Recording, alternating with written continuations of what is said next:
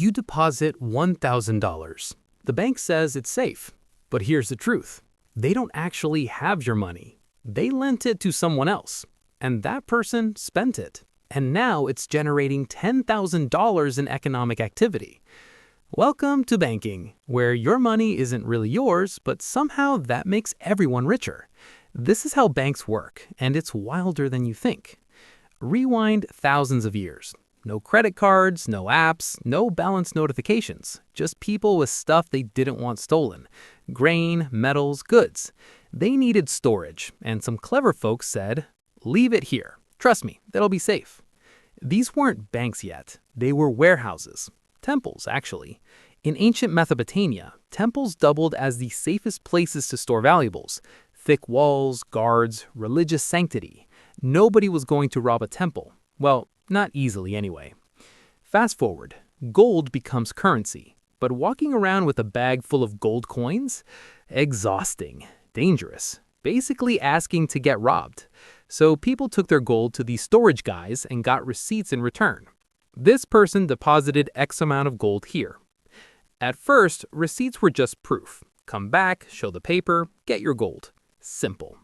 The storage keeper charged a small fee for the service. You paid for security and peace of mind. Fair deal. Then something interesting happened. People realized they didn't need the actual gold.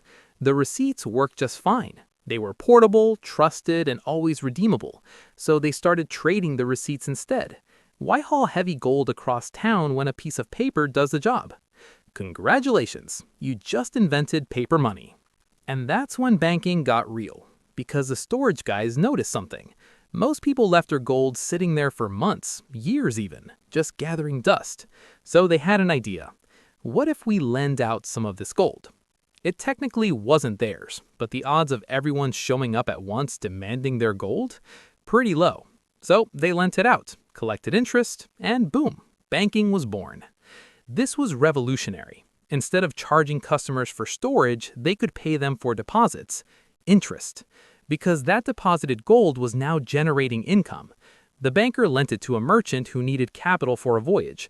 The merchant paid interest. The banker kept some profit and passed some back to the depositor.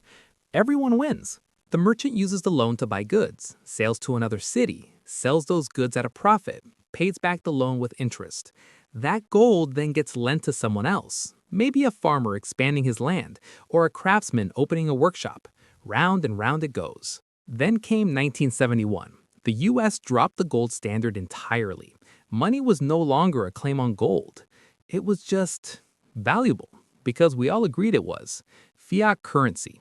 Money backed by nothing but collective belief and a government stamp. Think about that for a second. The dollar in your pocket isn't redeemable for anything tangible. It's not backed by gold, silver, or grain. It's backed by trust. Trust in the government. Trust in the system. Trust that tomorrow someone else will accept that same piece of paper as payment. And that changed everything. Here's the thing. Banks don't really store much anymore, so why do we still need them? Two reasons, and they're both brilliant. When we say banks, we're talking about multiple species. Retail banks, the everyday ones, your checking account, debit card, mortgage. These serve individuals and small businesses, the public face of banking. Walk into a branch, talk to a teller, deposit your paycheck. That's retail banking. Commercial banks. Same vibe, but for businesses. They're why restaurants open second locations and factories buy new machines. A small business needs a loan for inventory? Commercial bank. A mid-sized company needs a line of credit to manage cash flow. Commercial bank. They're the engine that keeps businesses running and growing. Investment banks. These operate in a different universe entirely. Capital markets, mergers, IPOs, corporate warfare, and suits. When a giant company wants to eat another giant company, investment banks make it happen. They're the advisors, the deal makers, the financiers of billion-dollar transactions. Goldman Sachs, Morgan Stanley, JP Morgan. These names move markets. Central banks, sitting above everyone else, pulling the strings. More on them later. They look different, but they all run on the same core idea. Here's the uncomfortable truth. Without banks, the economy would be microscopic. Nothing would get done. And it all comes down to one concept: fractional reserve banking. Stay with me. You walk into a bank, deposit $1 million. You imagine it sitting in a vault somewhere. Your money, safe, untouched. Wrong. The bank keeps maybe 10% in reserves. The rest, lent out, invested, gone. Your balance is just a number in a database. You can ask for it back anytime, and they're legally required to give it to you. But the actual cash, not there. This works because banks have thousands of customers, and the odds of everyone asking for their money on the same day? Slim. It's basic probability.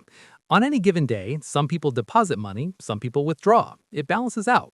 The bank only needs enough reserves to handle normal daily activity. But here's where it gets wild. You deposit $1,000. The bank keeps $100, lends out $900. The borrower spends it, maybe on a laptop or rent, whatever. That money lands in someone else's account. That bank keeps $90, lends out $810. That gets spent, deposited, lent out again, over and over. Eventually, your original $1,000 generates roughly $10,000 of actual economic activity. That's the magic. Every deposit ripples through the system, multiplies, creates wealth that didn't exist before. Let's break this down further. Your $1,000 becomes $900 in someone's hands. That person buys a laptop. The store deposits that $900. Their bank lends out $810. That goes to a landlord as rent. The landlord deposits it. That bank lends out $729 to a contractor buying materials. The supplier deposits it, and on and on. Each step creates economic activity, jobs, purchases, growth. Economically speaking, a dollar that doesn't get spent practically doesn't exist. It's not creating value, it's not employing anyone, it's not building anything. It's just sitting there. Banks make sure dollars don't sit there. They put every dollar to work. Banks connect two kinds of people: people with money they're not using, and people who need money to do something productive. By organizing this exchange at scale for millions of people every day, banks make sure every dollar goes as far as it possibly can. Think about it. A retiree has savings. They're not spending it all today. A young couple wants to buy a house. They don't have enough saved yet. The bank connects them. The retiree earns interest. The couple gets a home. The construction workers who built that house get paid. The lumber company that supplied the lumber gets paid. The truck drivers who delivered the lumber get paid. One mortgage, dozens of jobs, hundreds of economic transactions. This is why banks exist. They turn dormant money into businesses, jobs, cancer research, skyscrapers, technology, infrastructure, all funded by millions of people who just stuck their paycheck in the bank. Without banks, the global economy would be a fraction of its size. Money isn't the root of all evil, it's also the root of most progress. Sounds perfect, right? Except it's not, because banking sits on a nice edge, and every so often, it falls off. Remember, banks don't hold most deposits in cash, so if customers panic and everyone tries to withdraw at once, even a healthy bank runs out of money. The Great Depression. Hundreds of banks collapsed, not because they were reckless, but because too many people showed up demanding their money at the same time. Panic is contagious. One bank fails, people get scared, they run to other banks, those banks fail, domino effect. Imagine the scene, lines around the block, people desperate to get their money out before the bank runs dry.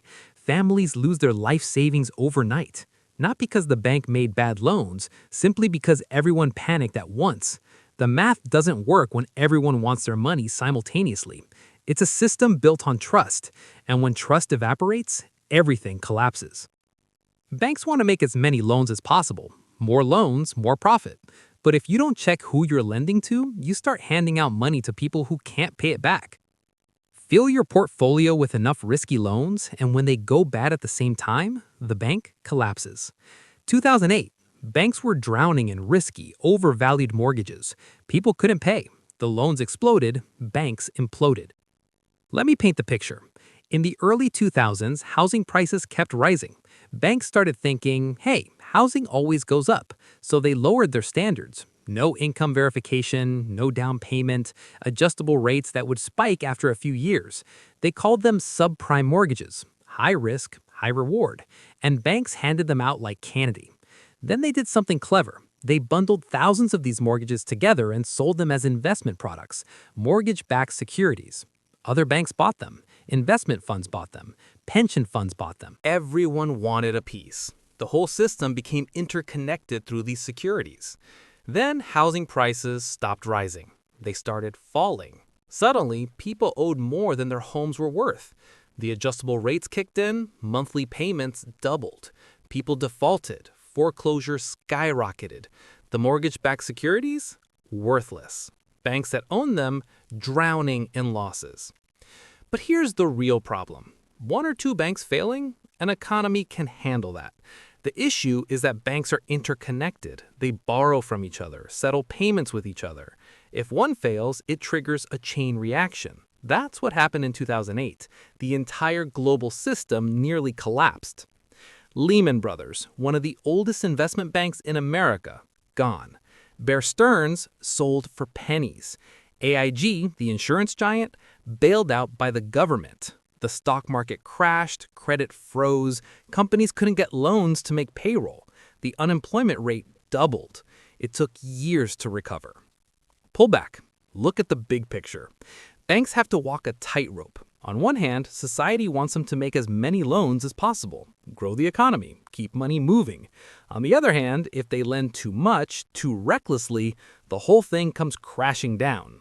Too cautious, economy stagnates. Too aggressive, economic collapse. Basically, the banking system has to be handled with care. And that's why every country has a central bank. A central bank is the bank for other banks. Its job? Oversee the entire system from above. It helps banks settle transactions with each other. It acts as a lender of last resort. If a bank faces a run, it can borrow from the central bank, preventing the domino effect. But the most important role? Regulating the economy. In the US, the Federal Reserve has a dual mandate: keep inflation low, keep employment high. Here's how they do it. Banks borrow from each other to make more loans. Just like any loan, they pay interest. The Fed has the power to change that interest rate. Raise rates from 2% to 3%, borrowing becomes more expensive. Banks take out fewer loans, they lend out less money. The economy slows down. Useful when inflation rises. Drop rates, borrowing becomes cheaper. Banks lend more, the economy speeds up. Useful when unemployment rises. When the Fed raises rates, you feel it. Mortgage rates go up. Car loans get more expensive. Credit card interest climbs. Companies think twice about borrowing to expand. It's intentional. The Fed is trying to cool things down. When they drop rates, the opposite happens. Suddenly, it's cheap to borrow. People refinance their homes. Businesses take out loans to grow. The economy accelerates. The Fed walks a tightrope. Keep the economy growing without letting inflation spiral out of control. It works differently in every country, but the Federal Reserve is the one you'll hear about in the news. So, now you know. Other central banks do similar things. The European Central Bank, the Bank of England, the Bank of Japan, they all manage their currencies, set interest rates, regulate their banking systems. It's a global network of economic managers trying to keep everything stable. You've seen why banks exist, why we still need them, how they fuel the economy, how they fail, how the system tries to regulate itself. It's a hell of a system. Honestly, it's astounding when you realize all of this just happens in the background of your daily life. You swipe a card, money moves. Somewhere a loan gets approved, a business opens, a family buys a home, an entire economy hums along. Every transaction you make is connected to the system. Buy coffee with a debit card, the payment gets processed through multiple banks in seconds. Your employer deposits your paycheck, that money gets multiplied through the fractional reserve system. Apply for a credit card, a bank is assessing your risk and deciding how much economic activity to enable through your spending. Banks don't hold your money, they multiply it. They take static wealth and turn it into dynamic growth. They connect the people who have with the people who need. And in doing so, they've built the foundation of modern civilization. We've come a long way from trading cows and seashells. The banking system isn't perfect. It's fragile. It's risky. It's been the cause of some of the worst economic disasters in history. But it's also the reason we're not still bartering grain for goats. It's why we have highways and hospitals and smartphones and space programs. All of it funded, at least in part, by money that was created through the banking system. When you unravel the complexity, the systems we've built as a society are pretty damn impressive. Banking is one of them. Flawed, yes, but brilliant and essential. So yeah, now you know how banks work. Not just the mechanics, but the why, the risk, the reward, the delicate balance between growth and collapse. And maybe, next time you check your balance, you'll remember that number on your screen, it's not sitting in a vault. It's out there, working, multiplying, building the world. Your savings account is funding someone's small business. Your checking account is part of someone's mortgage. Your money is everywhere except where you think it is. That's banking, a beautiful, terrifying, essential machine. And it's running whether you understand it or not, every second of every day, moving trillions of dollars, enabling billions of transactions, building the future, one deposit at a time.